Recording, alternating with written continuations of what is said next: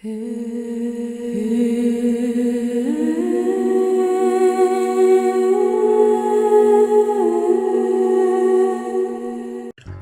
दोस्तों, धार्मिक तथ्य में आपका स्वागत है।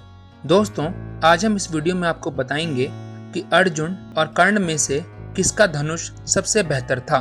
तो आइए जानते हैं। कर्ण महाभारत के युद्ध का सबसे बड़ा योद्धा था।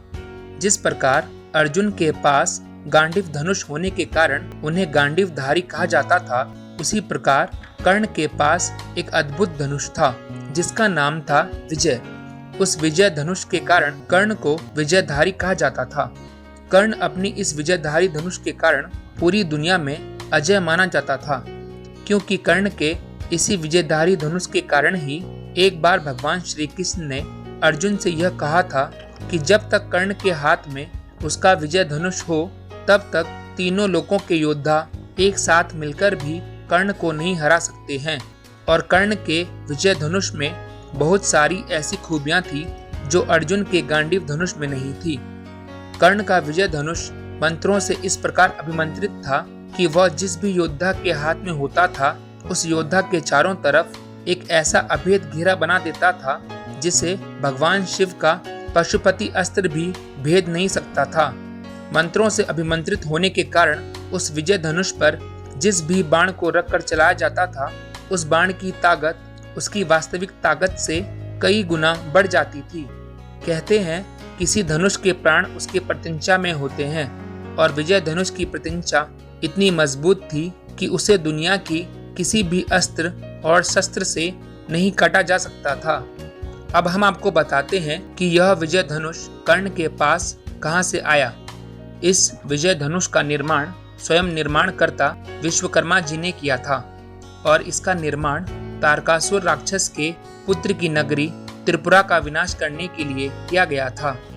दोस्तों, इसी विजय धनुष पर अपना पशुपति बाण चलाकर भगवान शिव ने राक्षसों सहित उस त्रिपुरा नगरी का विनाश किया था, और उस राक्षस नगरी के विनाश के बाद भगवान शिव ने इस विजय धनुष को देवराज इंद्र को दे दिया था, और देवराज इंद्र ने इस अद्भुत और शक्तिशाली धनुष से कई बार युद्ध में असुरों और राक्षसों का विनाश किया था।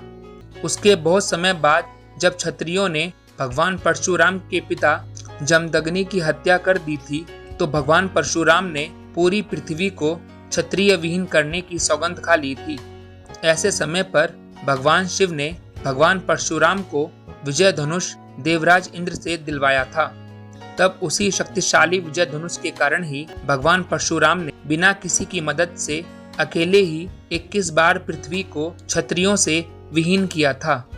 दोस्तों, यह तो आपको मालूम ही होगा कि कर्ण भगवान परशुराम का शिष्य था, और भगवान परशुराम कर्ण जैसे शिष्य को धनुर्विद्या की शिक्षा देकर बड़े प्रसन्न हुए थे।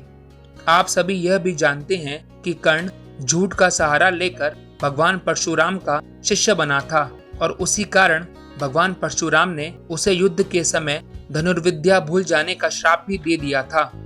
भगवान परशुराम को लगा कि उनसे अपने सबसे प्रिय शिष्य कर्ण को ज्यादा ही कठोर श्राप दे दिया है, इसलिए उनको कर्ण पर दया आ गई। उसी समय उन्होंने कर्ण को अपना विजय धनुष दे दिया था। दोस्तों, कर्ण ने विजय धनुष पाने के बाद कभी भी उसका इस्तेमाल नहीं किया था, क्योंकि कर्ण उसी दिन उस विजय धनुष को इस्तेमाल करना चाहता था जिस दिन रणभूमि में उसका युद्ध अर्जुन के साथ हो, और वो उस युद्ध में अर्जुन को मार सके। महाभारत युद्ध के 17वें दिन जब कर्ण कौरवों की सेना का सेनापति था, तब उसने अर्जुन से युद्ध करने के लिए पहली बार अपना विजय धनुष हाथ में उठाया था, परंतु दुर्भाग्य से कर्ण के रथ का पहिया जमीन में धंस गया था। तो कर्ण रथ के पहिए को निकालने के लिए रथ से नीचे उतर आया था, और उसने अपना विजय धनुष रथ में ही छोड़ दिया था। दोस्तों, भगवान श्री कृष्ण इस बात को जानते थे कि यदि दोबारा कर्ण ने अपना विजय धनुष अपने हाथ में उठा लिया, फिर तो अर्जुन को बचा पाना उनके लिए बहुत मुश्किल हो जाता।